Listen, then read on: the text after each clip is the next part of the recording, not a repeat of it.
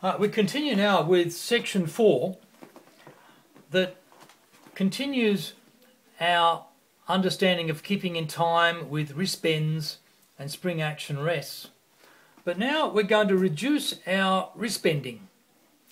We began in the beginning of the introduction with 4 wrist bends.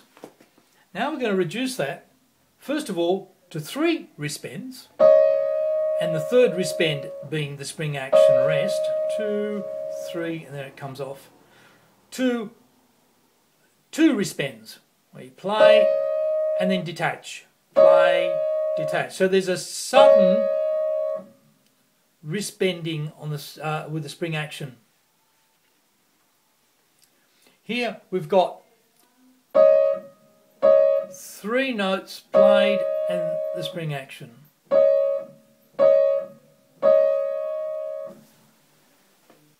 But the song Two Fat Grubs is continuous crutches with a sudden crutchet rest. This is where we do the 2 wrist bends that we've been looking at. The high and the low octave.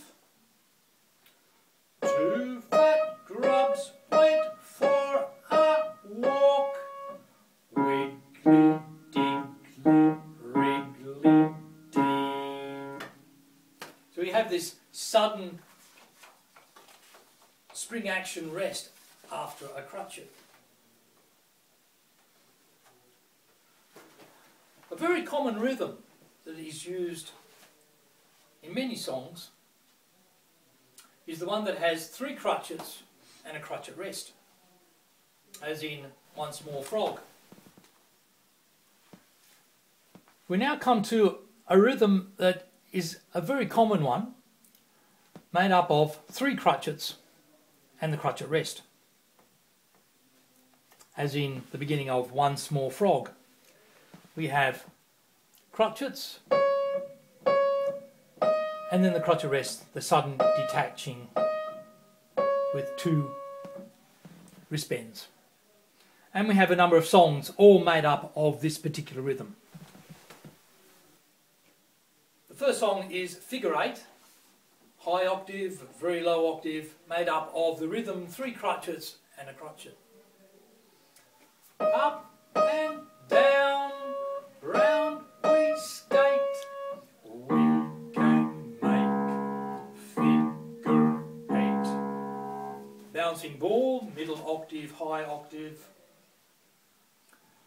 Bouncing ball, bounce so high, watch it bounce to the sky. Once More Frog with high octave and very, very high octave. Once more frog hurt his toe. Once more frog cried oh oh. And the final octave, Once More Frog again. Once more frog hurt his toe. Once more frog cried oh oh. We now continue with part 2 of the Pieroni sight reading method. Now, part 2 is concerned with the introduction to staff notation and reading music, and we look specifically at the low and the middle octave position. Each octave block is based on 5 black keys and 7 white keys that encircle those black keys. Here we have the layout of the white keys. The white keys are named in alphabetical order, only up to the letter G, the 7th letter of the alphabet. But these 7 letters of the alphabet are not each octave strip, each cutted block of the octave. It actually starts on the note F and goes F, G, then A, B, C, D and E.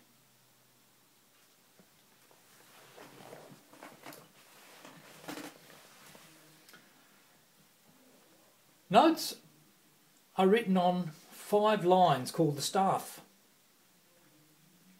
A position on the lines and in between the lines called the space. So we have 5 line notes and 4 space notes.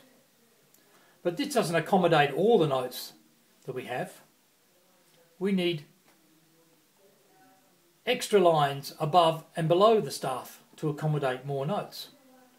These lines are invisible and become visible as short lines only when needed. These are called ledger lines. So as we go above or below the staff, the 5 staff lines, we need extra lines above and below the staff. When 2 staff lines are joined together with this brace, the standard procedure is the right hand always plays the top staff line and the left hand plays the bottom staff line.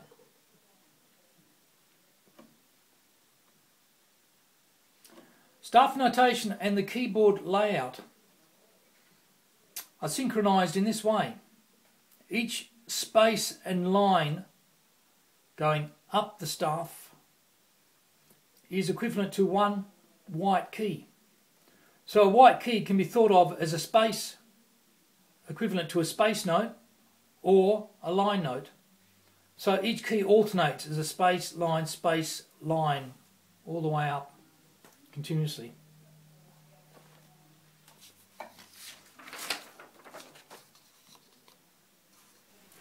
Each staff has one of the 2 clefs we used to separate the piano into 2 halves.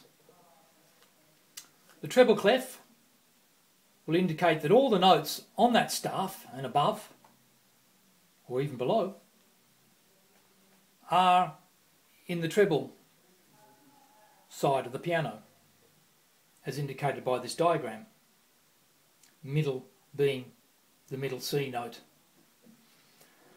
The bass clef placed at the beginning of the staff will indicate that all the notes are on the left hand side of the piano, being the lower notes. So we have these 2 clefs placed on the staff line, and that indicates which side of the piano you are playing the notes. An important consideration to make at this point, and this refers to the Pieroni method and also the way that I teach, is that all the information given is done as a general rule. The rule being that whatever information you're given, that is the limit of your understanding of that subject. Of course, there's more information that needs to be learnt about understanding that subject matter fully, but at a particular stage, that's all you need to know. In other words, you are looking at one aspect of knowledge about a particular subject that's relevant only to the situation that you are learning at that particular time. More information gets added later, and you have these layers of information that start to expand the more you become familiar about a particular topic. So the information that you are given up to now regarding staff notation, notes, timing, the beat, the clef, the 2 staves, the 2 staff lines on top of each other, which hand plays which staff line. All this becomes gradually modified with more information added to the general rule that you start with. Right, so that's the end of the introduction to staff notation. So we continue now with section 5 in book 1A, concerned with notes C and D. These 2 notes, we start with the right hand in the first group, are simply positioned by placing your 2 and 3 fingers on the 2 black keys, the middle octave, and sliding them over slightly to the left onto the white keys. The second finger playing the middle C and the third finger playing middle D. So here we have the 2 notes, middle C, written below the treble staff with a ledger line going right through the note. The first ledger line below the treble, and the middle D is the space just below the treble staff. When you follow those 2 notes, you'll notice that we have the second finger and the third finger above the notes. But when you start playing One Small Frog, you notice that after the second bar, there's no fingering. It becomes unfingered. The notes are understood as either being a line note or a space note.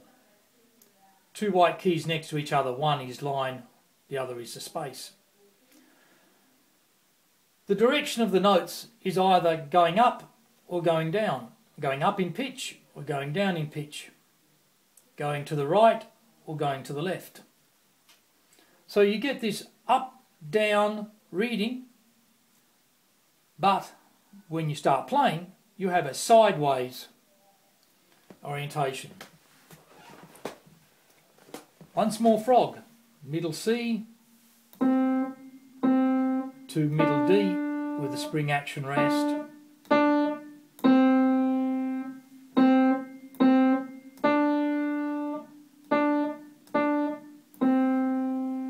Of course, the song was done in black keys, and there's not a great deal of difference between playing the black keys, or frog, to playing the white keys, one small frog, just slightly lower in pitch. Not a great deal of difference between the two.